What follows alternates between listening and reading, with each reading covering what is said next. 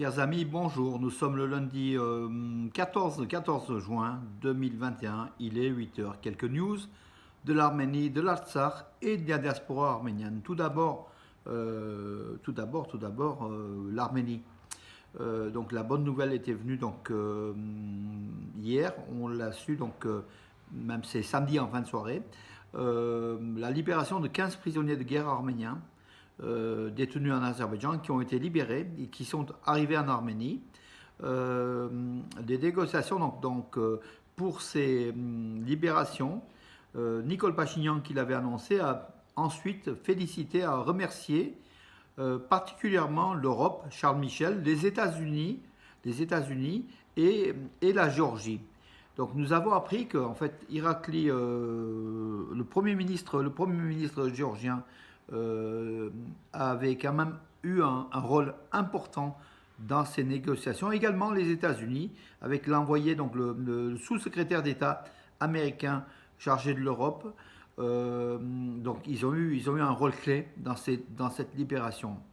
Mais, on le disait, il y avait un doute, l'Azerbaïdjan ne libère pas en général sans contrepartie. Et on craignait une contrepartie. Elle s'est avérée.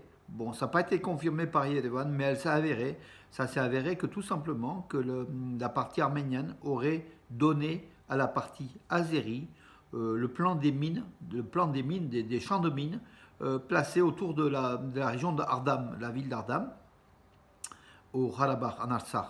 Voilà donc la révélation qui a été faite par télégramme et qui a été reprise par Yergir AM, un journal donc de la FRA. Voilà, donc je pense qu'Yerevan confirmera cette contrepartie, mais en tout cas, ce qui est sûr, c'est que l'Azerbaïdjan ne libère jamais sans contrepartie.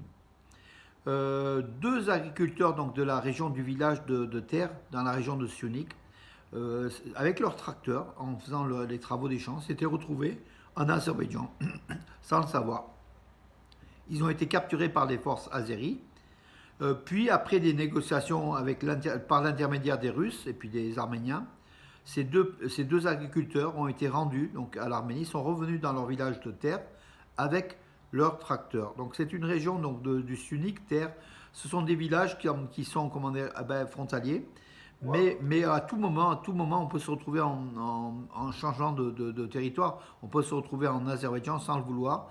C'est vraiment, c'est comme dans un mouchoir de poche. C'est très, comment dirais-je, cette frontière-là est compliquée à tenir. Voilà, donc la frontière arméno-azérie. Vivement que tout ça se clarifie et qu'au niveau des accords frontaliers, tout s'établisse de façon définitive et que les paysans, les agriculteurs, les villageois de Terre ou d'autres villages limitrophes en Arménie ne se trouvent pas en Azerbaïdjan comme ça à quelques mètres de chez eux sans le savoir. Voilà, donc demain 15 juin, première liaison donc depuis plusieurs mois donc, qui était à l'arrêt, liaison ferroviaire entre Yerevan et Batumi via Tbilissi. Donc Yerevan, Tbilissi, Batumi qui est en Algérie sur la côte de la mer Noire, mais c'est une destination estivale, mais il y a aussi Yerevan, Tbilissi, donc cette ligne ferroviaire. Voilà, les premiers trains vont prendre à cadence un train par jour en fait, hein, voilà. Ça sera une liaison importante pour l'Arménie, une de plus. Voilà mes amis, je vais être bref aujourd'hui parce que j'ai un petit problème technique à régler. Voilà, et puis bon, des articles qui attendent derrière. En tout cas, je vous souhaite un bon lundi et puis à demain. Bonne journée.